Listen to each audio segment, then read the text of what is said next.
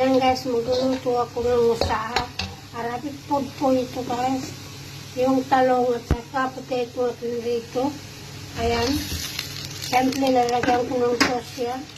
At saka siyempre may spicy ako dito na yung sili.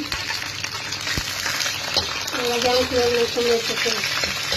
Siyempre ito yung tomato paste.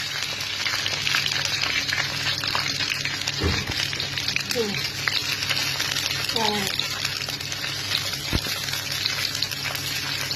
Kung na pala ng tomato paste, talagyan ko ng Maggi cubes.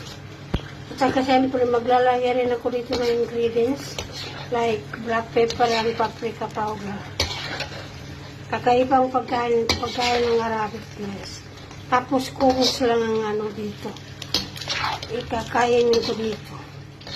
Hindi kanin. O diba? Kakaiba.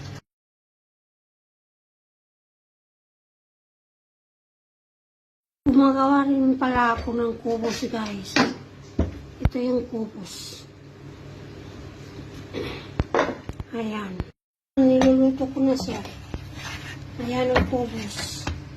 Kasi ito lang kakainin ko sa akin musa na ginawa.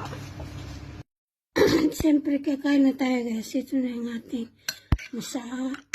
Tapos itlog. Yan ang kubos na ginawa ko. Ito.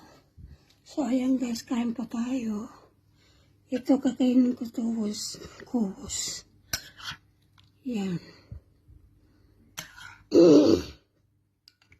Hindi niyo alam guys, ang sarap nito.